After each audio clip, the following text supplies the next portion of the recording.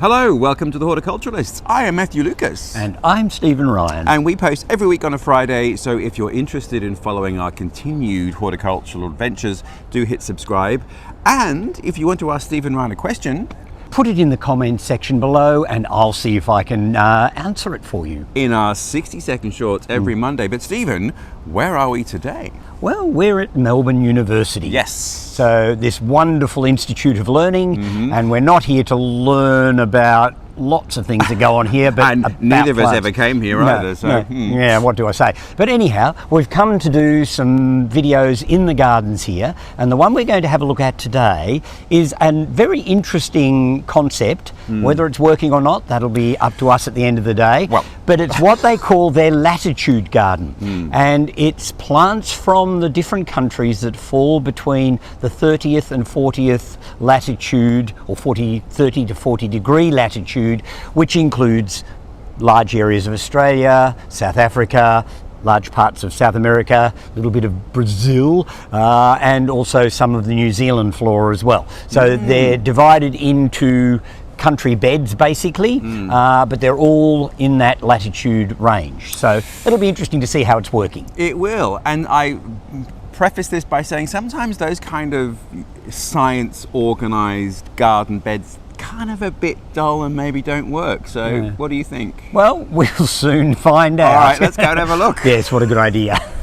Okay, so what are the principles of this Latitude Garden then? All right. Well, the idea is that it's going to showcase plants. It's sort of a bit of spin-off of the system garden in a sense. Yeah. It's to showcase plants that grow on basically the three main continents that are in the Southern Hemisphere between latitudes 30 and 40, so that 10 degrees of latitude, and those being Southern Africa, Australia, and South America. So they're the main areas of interest. Yes. And so there's iconic plants from all three areas, plus an underplanting of others. So that's what it's about. And is it fair to say we're in Australia right now, Steve? It would seem so. Literally. Because we've got Corymbia maculata, the spotted gum, is the major specimen behind us, with those incredibly beautiful trunks. Amazing. Standing out well against that modern architecture behind it.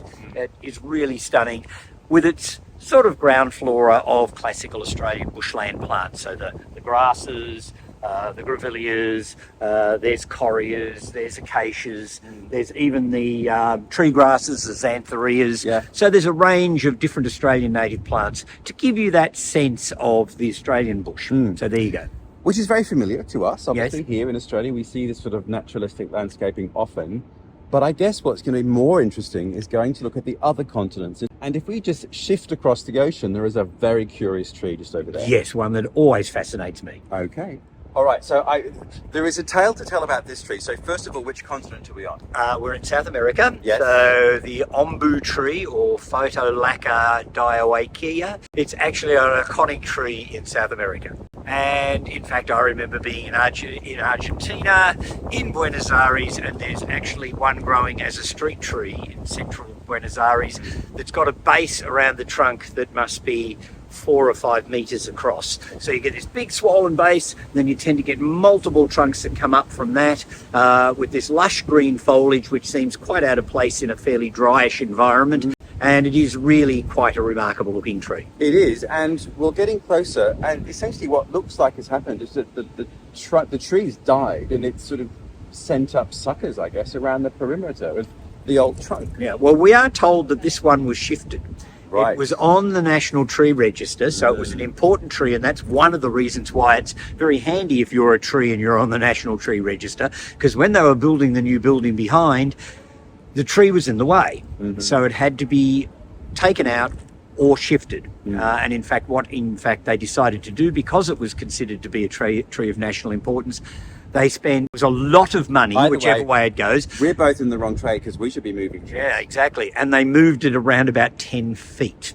So it's survived and it's come back lushly. The central trunk has faded out, but the external ones have come up and the tree is looking in rude health. It does. The foliage is amazing. And we'll go and look at one just up there, which is covered in the most extraordinary seed pods. Yes, let's have a look at the seeding bodies thereof. fabulous seed pods, Stephen. Yes, and they will go an inky black by the time they're ripe. So, Right. and in fact, they stain rather nicely. But there you go. Only when they go black. Now, looking at those amazingly fabulous seed pods, which are hanging off it like Christmas decorations, I would assume the flowers are spectacular. No, not overly. They're comparatively small, and Yeah. they hang in spikes just like the berries do. They're a sort of purpley pink colour, but quite small. Then they're followed by these berries, which will eventually turn black and inky once they're fully ripe. So as a tree, I mean, is it a useful tree? Is it common? I mean, I've never seen it before. In most people's estimation, it's a novelty tree. It's a bit Right. like you and your passion for Cordex plants. It's the fact that it has this big swollen base on the trunk. Right. So it's about its novelty and what have you as far as the tree is concerned. So yes, it's an interesting tree, not everybody's cup of tea. It'd be very hard to mow around one when it's got a big swollen base on it. But it certainly is an iconic tree of South America, so it fits this latitude garden perfectly well. And not hardy, so it wouldn't take frosts. No, only very, very light frosts. So I don't think I could grow it at Macedon, but it obviously grows perfectly well here in Melbourne, where it basically gets no true frost. All right. Well, I think there's one other classic South American plant group we should go and look at. Oh yes, let's please. Another little subplot around the Onbu tree is, to our non-Australian viewers, you might wonder why there are these plastic sheaths around the trunks of the tree. And that's to discourage our local possums, which could get up into the top of this tree and potentially strip it completely of foliage and weaken it substantially. So they put these sort of perspex shields around the trunks because the possums can't scratch their way up. That looked like a short from Cats. Anyway, Yeah. Possums the musical. Yes. So here we are in a square of bromeliads, and I Yes. guess bromeliads pretty much define South America. Well, they do, because they are all from the Americas. So Yeah. they come from Central into South America. And so we've got fascicularias behind us, which are a bromeliad from fairly south in Chile. And we've got some of these other varieties of bromeliads in front of us. So yes, we're surrounded by them. And we have done a film, or we've included fascicularia in one of our films before. Yes, we did because some cold hardy bromeliads. it has the most amazing landing strip flower that's Yes. huge. Well, the flower isn't huge, the bract's huge. But I have to say though, Stephen, these are just rectangles of the same bromeliad. They're not really holding much aesthetic thrall for me. No, I have to say, I think these series of gardens, I suppose you've got to call it, even though it's the Latitude Garden, they might have some scientific benefit, potentially, but I think from an aesthetic and horticultural perspective, they're a tiny bit boring, I'm Yes. sorry to say. They need some layering, some texture, I guess. Yes. And look, you're looking at three major continental groups, Yeah. Australia, South Africa and South America. The palette of plants from all three of those countries is vast. Yeah. And so I'm sure with a bit of thought, a little bit more sort of intricacy could be created in these particular borders. Well, to be fair, Virginia McNally, the head gardener, was asking your advice about a spot. So we might go and have a look at that spot and see what your suggestion might be in terms of what you would suggest growing in there to continue the theory of the Latitude Garden, but Yep. to perhaps make it a bit more interesting. Well, why not? We could do that. Let's go and have a look. All right. As we were walking in, Virginia McNally, the head gardener, thank you very much for your time in showing us around Melbourne University's gardens, Virginia, was asking your advice on this square. Yes. Now, is this Leafy Things from, is it Australian? No, it's a South American. It's one of the labertias. Okay, so little that white fits. flowers, and then they've got this. I suppose you call it a tree potato or something. Yes. It used to be Solanum rantantuii, but it's had a name change and I can't remember it. Very pretty purple flowers that yes. look like a nightshade. And that has led me into a thought, which But- I'm going to pass on to Virginia. But now hang on, so where is that from? It's South American, so Oh, we are in okay. a South American part of the garden. But it's scruffy, it hasn't got a lot going for it, and there's too much of the one plant. Right. What would your suggestion to All right. Virginia be? My suggestion would be I would certainly keep the labertia, that's Yes, fine, yeah. and it gives a strappy leafed effect on the front of the border. Yeah. I would take out most of the Solanum Yeah. that was, Yeah. but I would stick with the Solanaceae family because South America has oodles of them. So we could pop in some Iochroma, some Vestia. There's a whole Yes. range. And Iochroma was one of the first videos we ever made. Yeah. We'll link it below. Yeah, The one in your garden. and there's orange ones, there's Purple, purple ones. Vestia has a similar but smaller flower, and it's a sort of a yellowy green. And then there's, if we can get it, Latitude pubiflora from South America, which has purple fattened bells, and they used to use it to poison water to bring the fish up. Oh, so it'd be a great thing to have in a university garden, I reckon. So I would go all solanaceous in here, but vary it instead of just having the one solanaceous plant. Have a range of different genera. You could even put in, although it's getting slightly high in South America, but you could probably put in some Bromeliads and other things as well. They come from sort of higher up in the continent, so they're probably not in that latitudinal thing, but they're certainly South American. So you could find a whole range of plants that would do far better than what's here now. And we could also point, Virginia, to our Chilean plant epic, because you have a lot of Chilean plants in your collection, in your nursery. So we made a video about Chilean plants. So there's amazing bulbs, there's amazing counter-seasonal things that do all their business, as it were, in winter, and then herbaceous during summer, which is unusual. And there's with some interesting climbers, and a whole range of different plant material. So there you go. I'm here to say that this, and I hate to say this is one of the least interesting walkways in Melbourne University Gardens.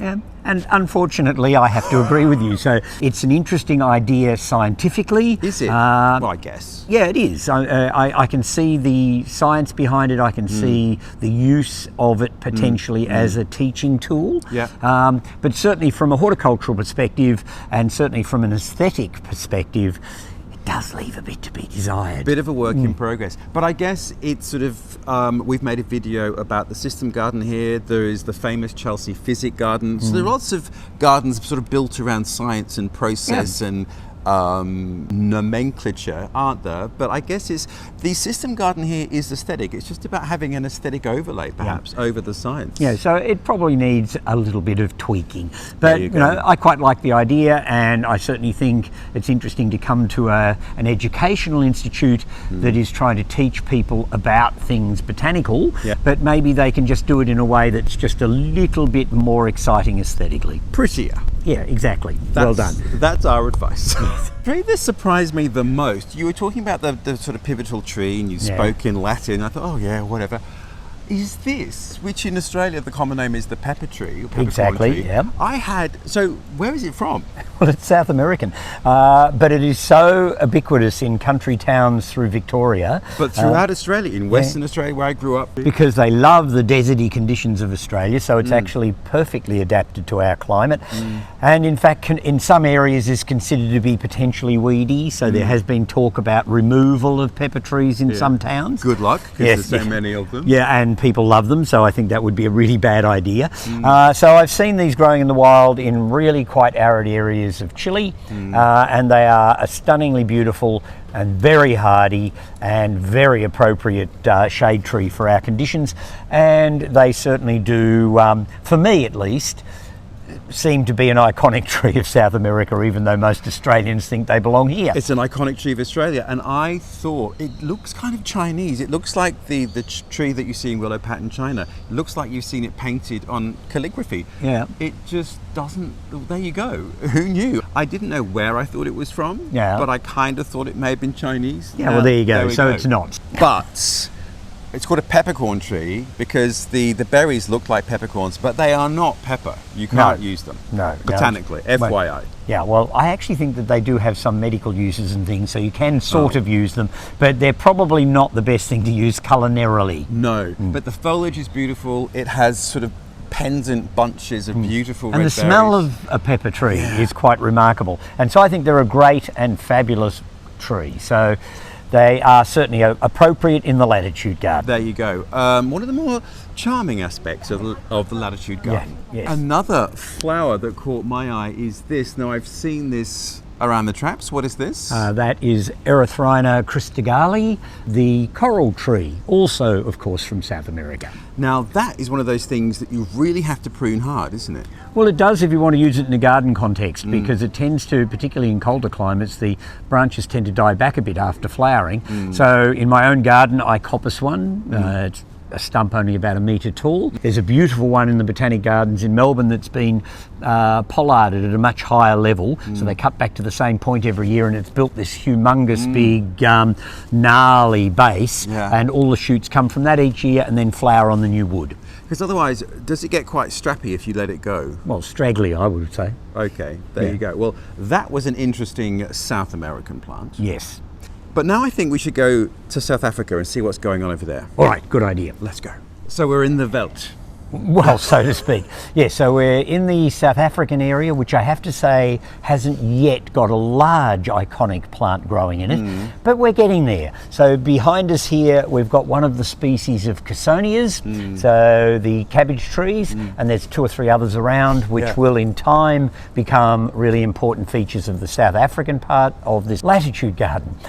Also, over to my left are a couple of small, rather spongy looking plants of Leucadendron argentea, the South African silver tree, which can in fact grow into a very impressive specimen. I've seen them growing on the side of Table Mountain in the Cape Town area, and from a distance they're these almost metallic looking silvery rockets standing up on the side of the mountain. We tried to capture the silver. It really is a silver green. It's quite amazing. Now, the other thing is, in Melbourne University, there's a really famous Cassonia. So we'll drop in the footage of that. Yes. It's an immense tree. This one's got a very, well, a central stem. I guess it's going to be another 140 years before it gets as spready as the other one that Maybe we saw. not quite that long, but they do take time to develop some real character about them. I mean, the foliage is beautiful, and it holds the plant together quite well when they're young, but to get that sense of importance, it will take time. Yeah.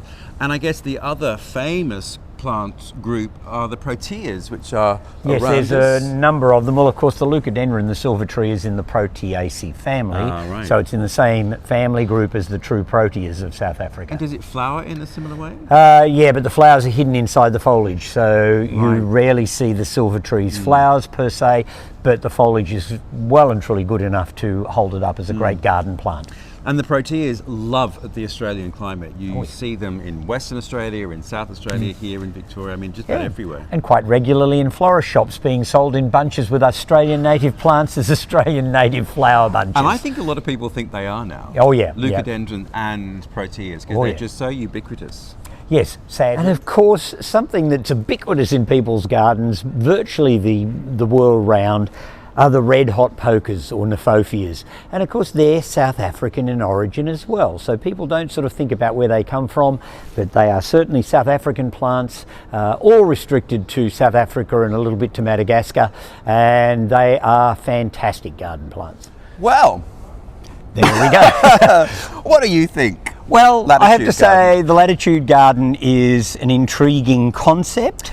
Generously put. Yeah, and scientifically it could be very interesting, and I think it could be very useful for botany students to see the similarities between plants from different countries that grow at the same latitudes and how they've evolved, and how there might be similarities even though they're not closely related, or related plants that come from different countries. So the Gondwanery thing comes through as well.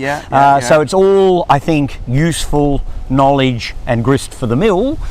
But what do we think? For me, I like pretty things, Stephen, and for me it's just a bit too sciencey and rows of things. But many thanks to Virginia McNally, the head gardener here at Melbourne University, who was talking to us about the garden, and she is really wanting to focus energy on that and diversify the plantings and make it a bit more interesting, perhaps. So I think I might get a consultancy job here. You never know. The other thing is $100,000 to move a tree. You and I are in the wrong. You're in the wrong business. You need to be a professional tree mover. Yes, well, it would be a good way to make some decent money, I would have thought. But there you go. Me. Anyway, it's good to know you can move a significant tree. Yes, and it's good to know that significant trees are given their sort of due significance. Yeah, they should in fact be treated that way. So where you have a tree of significance, if it's been registered as such, then it has a standing, which is really important. Yeah, I guess the other thing too about a garden such as that is actually to show people where some very common plants come from, like Bromeliads that people see all the time, and maybe have no idea of their origin. Exactly. So the scientific side is good. And also the pepper tree that we saw, I had no idea that that was South American. Yeah, well, pepper trees are almost ubiquitous in Victoria, and a lot of people assume that they're actually native to here, which of course they're not, so they are South American. Which we discovered today in the Latitude Garden. Yes. Many thanks to Melbourne University for having us today. You can hear the gong chiming. The bell is tolling for someone, and it's us because time is up, Stephen. Yes, we best move on. So we do post every Friday. Hit the subscription button if you want to see what we're doing next week, and we look forward to seeing you then. Bye, everybody.